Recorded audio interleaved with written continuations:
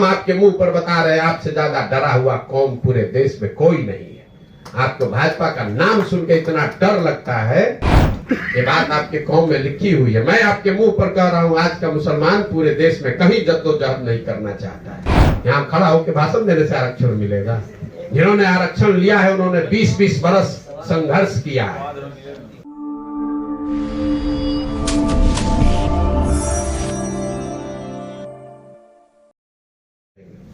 दूसरी बात आपके कौम में बताई गई है कि बिना जद्दोजहद के जीवन में कुछ हासिल नहीं होता है। ये बात आपके कौम में लिखी हुई है। मैं आपके मुंह पर कह रहा हूं, आज का मुसलमान पूरे देश में कहीं जद्दोजहद नहीं करना चाहता है।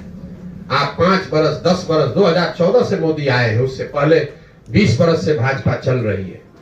आप जद्दोजहद नहीं करना चाहते, आप घर में बैठते हैं।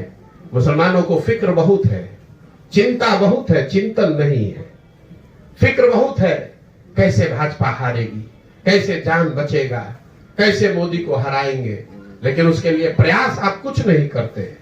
5 बरस तक आप चुपचाप बैठे रहते हैं इस आशा में कि कोई आदमी खड़ा हो जाए, कोई रहनुमा आ जाए, कोई प्रशांत किशोर, कोई ममता बनर्जी, कोई राहुल गांधी, कोई तेजस्वी यादव, कोई लालू यादव आए और वो मोदी को हरा दे, हम उस पर चढ़कर हम भी अपना काम पार कर लेंगे।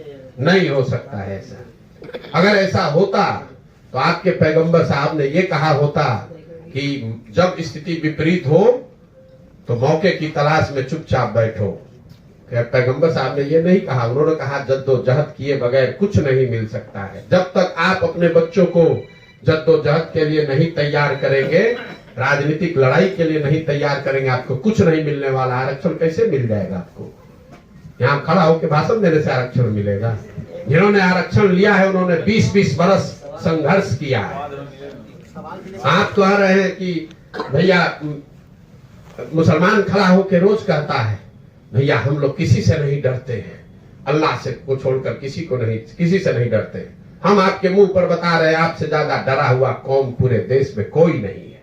आपको भाजपा का नाम सुन के इतना डर लगता है कि जो नेता, जो दल आपके बच्चों का हक मार के ले जाते हैं, वो चोर हो, बदमाश हो, डकैत हो, क्रिमिनल हो, उसको भी आप लोग वोट देते हैं भाजपा के डर के मारे। भाजपा के डर से आप लोग वोट देते हैं। अपने बच्चों की चिंता नहीं है आपको। जिस नीतीश कुमार ने अभी, भाई साहब सीए एनआरसी की बात कर रहे थे, जिस नीतीश कुमार ने सीए एनआरसी के पक्ष में वोट किया था, पूरा मुसलमान समाज अभी जाकर नीतीश कुमार को वोट देने के लिए तैयार था।